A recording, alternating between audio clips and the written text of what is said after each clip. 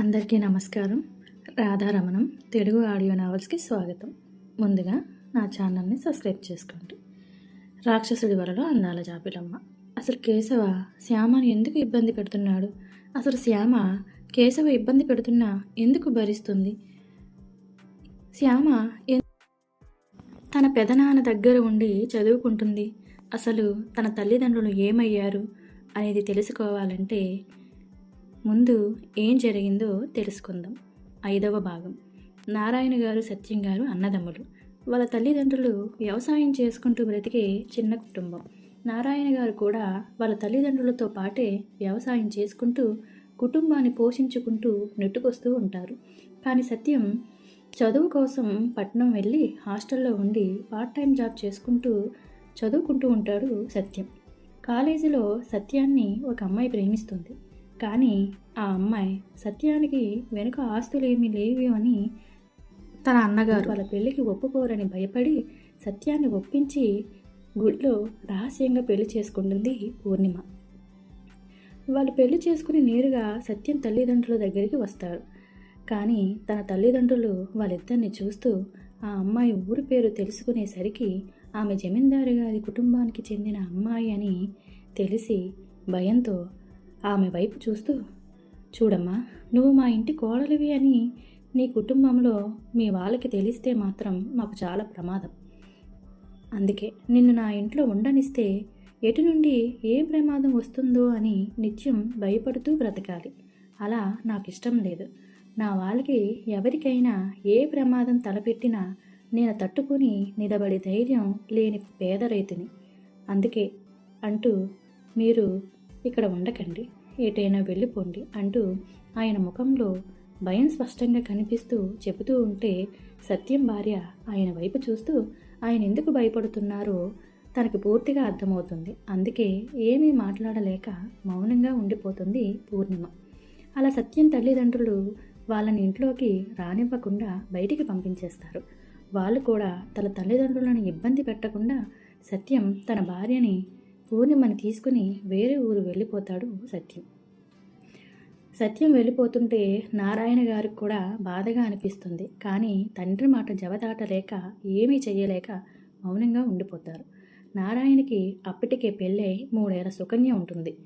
అలా వెళ్ళిన సత్యం, పూర్ణిమ ఇద్దరు వాళ్ళు చదివిన చదువుకి తగ్గ జాబుని చేసుకుంటూ అప్పుడప్పుడు నారాయణ గారిని తన తల్లిదండ్రుల్ని కలిసి వెళ్తూ ఉండేవాడు సత్యం.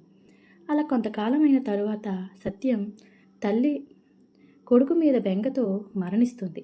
ఆ తరువాత తన తండ్రి కూడా ఆమె మీద బెంగతో మరణిస్తారు. ఆ విషయం తెలిసిన సత్యం తన భార్యని 3 సంవత్సరాల శ్యామని ఆ ఊరికి తీసుకుని వస్తాడు సత్యం. అన్ని కార్యక్రమాలు జరిపించిన తరువాత తన అన్న నారాయణ గారితో మేము వెళ్ళొస్తామని వెళుతుంటే నారాయణ గారు తన తమ్ముడు చెయ్యి పట్టుకుని, తమ్ముడు, మేము కూడా మీ వదిన జమున పుట్టింటి ఊరికి వెళ్ళిపోదామని అనుకుంటున్నాను అని వాళ్ళ అన్నయ్య పెద్ద జమీందారు గారి ఇంట్లో నాకు గుమస్తా పని చూశారు. అది చేసుకుందామని వెళ్ళిపోదాం అనుకుంటున్నాను తమ్ముడు అని నారాయణ గారు చెబుతుంటే సత్యం తన అన్న వైపు చూస్తూ, అదేంటన్నయ్య, ఇక్కడున్న పొలాలన్నీ వదిలేసి వెళ్ళిపోతాను అంటున్నావు, పోనీ మాతో వచ్చేయండి అని సత్యం తన అన్నను అడుగుతుంటే, లేదు తమ్ముడు, ఆ సిటీ వాతావరణం అయ్యి నాకు పడదు. ఇక్కడ పొలాలంటావా, అవి ఏవి సరిగా పండగ, కష్టం మిగులుతుంది కానీ దానికి తగ్గ ప్రతిఫలం రావడం లేదు. ఆ కష్టాలన్నీ నీకు తెలిసినవే కదా, అందుకే వాటిని కౌలుకిచ్చేసి ఆ ఊరికి వెళ్ళిపోదామని నిర్ణయం తీసుకున్నాం అని సత్యాన్ని చూసి నారాయణ గారు అంటుంటే, సరే అన్నయ్య, నీ ఇష్టం అంటూ ట్రైన్కి టైం అయిపోతుంది, ఏదైనా అవసరం అయితే ఉత్తరం పంపించు అని కొంత డబ్బుని తన అన్న చేతిలో పెట్టి, ఇది పాప భవిష్యత్తుకి ఉపయోగపడుతుంది అంటూ తన చేతిలో ఉన్న సుకన్యను ఎత్తుకుంటూ అంటాడు సత్యం. పూర్ణిమ చేతిలో ఉన్న శ్యామ పెద్ద అని నారాయణ గారిని పిలుస్తుంటే ఆయన నవ్వుతూ శ్యామని ఎత్తుకుని ముద్దు చేస్తూ వాళ్ళకి ఇచ్చేసి వాళ్ళకి వీడుకోలు చెప్పి నారాయణ గారు కూడా తమ భార్య పిల్లలను తీసుకుని జమున గారి ఊరు అయిన రుద్రకేశవపురం వచ్చేస్తారు. జమున అన్నయ్య వాళ్ళు వస్తున్నారని తెలిసి వాళ్ళకి ఒక చిన్న ఇల్లును చూసి అందులోనే ఉంచుతారు. వాళ్ళు వెళ్ళిన వెంటనే జమున గారి అన్నయ్య పురుషోత్తం గారు వాళ్ళని తీసుకుని జమీందారు గారి ఇంటికి తీసుకుని వెళ్తారు. జమున, మీరు లోపలికి వెళ్తూ ఉండండి, నాకు చిన్న పని ఉంది, అది చూసుకుని ఇప్పుడే వస్తాను అని వాళ్ళని అక్కడే వదిలేసి పురుషోత్తం బయటికి వెళ్ళిపోతాడు. జమున లోపలికి వస్తూ ఆ ఇల్లుని చూస్తూ నోరు తెరుచుకుని అలానే నిలబడిపోతుంది. ఆ ఇల్లు రాజుల కాలం నాటి కోటలాంటి ఇల్లు. చూడటానికి 2 కళ్ళు సరిపోవు, అంత అద్భుతంగా ఉంటుంది. ఆ ఊరికి ఆ ఇల్లు ఆలయం లాంటిది. అప్పుడే ఆ ఇంటి లోపల నుండి ఒక 40 సంవత్సరాలు ఉన్న ఆమె బయటకు వస్తూ కనిపిస్తుంది. ఆవిడే జానకమ్మ గారు. ఆ ఊరి జమీందారు గారు రుద్రప్రతాప్ గారి భార్య. ఆవిడ పెద్ద అంచు జరీ చీరతో, పెద్ద బొట్టుతో, వెనకాల పెద్ద ముడి వేసుకుని, ముడి చుట్టూ పూలు పెట్టుకుని, అప్పుడే పూజ చేసుకుని బయటకు వస్తూ అక్కడున్న ఆవులకి ప్రేమతో వాటి తలను నిమురుతూ, వాటికి నీళ్లు పెడుతూ, సూర్యుడికి నమస్కారం చేసుకుంటూ ఉంటుంది జానకమ్మ గారు. నారాయణ గారు జమున పిల్లలతో లోపలికి రావడం చూసిన ఆమె వాళ్ళకి ఎదురు వెళ్ళి, ఎవరు కావాలి అని అడుగుతుంది జానకమ్మ. జమున మాత్రం ఆవిడ కట్టుకున్న చీర వైపే ఆశగా చూస్తూ ఉంటుంది. ఆవిడని చూస్తేనే చేతులెట్టి నమస్కారం చెయ్యాలనిపిస్తుంది నారాయణ గారికి. అందుకే వెంటనే ఆవిడకి దండం పెడుతూ సమాధానం చెప్పేలోపే పురుషోత్తం లోపలికి వస్తూ, అమ్మ జానకమ్మ, నేను చెప్పాను కదా మీకు గుమస్తా కింద ఒక మనిషిని తీసుకొస్తాను అని. ఈయనే నా చెల్లెలు జమున, మా బావ నారాయణ అంటూ వాళ్ళని పరిచయం చేస్తాడు పురుషోత్తం. వాళ్ళని చూస్తూ నవ్వుతూ, అవునా పురుషోత్తం, వీళ్ళేనా నీ చెల్లెలు నీ బావ అంటూ వాళ్ళని చూస్తూ ఉంటే నారాయణ గారు జమున ఆవిడికి నమస్కారం చేస్తూ, నమస్కారం అమ్మా అని చెప్పేసరికి ఆవిడ కూడా వాళ్ళకి ప్రతికి నమస్కారం చేస్తూ లోపలికి రండి అని లోపలికి తీసుకుని వెళ్తుంది జానకమ్మ. వాళ్ళకి చల్లగా మజ్జిగ ఇచ్చి అక్కడ సోఫాలో కూర్చోబెడుతుంది. అప్పుడే పైనుండి రాజసం ఉట్టిపడేలా దుస్తులు, మెడలో ముత్యాల హారం, చేతిలో చేతికర్రతో ఒక జమీందారు అని తీవి ఆ నడకలోనే తెలుస్తూ ఉంటే ఆయనే ఆ ఊరి జమీందారు గారు అని అందరికీ అర్థమవుతుంది. ఆయనే రుద్రప్రతాప్ గారు. ఆయన మెట్లు దిగుతూ వస్తుంటే జానకమ్మ గారు ఆవిడ భుజం చుట్టూ తన పవిట కప్పుకుని గౌరవ మర్యాదలతో నిలబడుతుంది.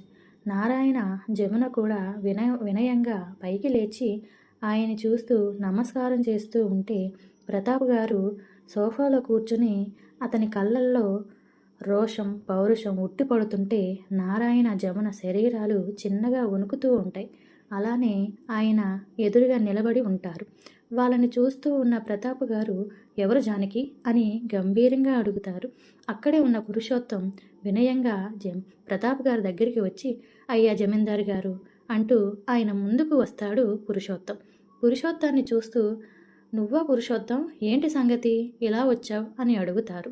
పురుషోత్తం అతి వినయం ప్రదర్శిస్తూ, అదే అయ్యా, మొన్న మీరు మీ ఇంట్లో లెక్కలు వేయడానికి గుమస్తా కావాలని అడిగారు కదా, ఇదిగో మా చెల్లి భర్త నారాయణ ఊరి నుండి తీసుకుని వచ్చాను అని సమాధానం చెప్తాడు పురుషోత్తం.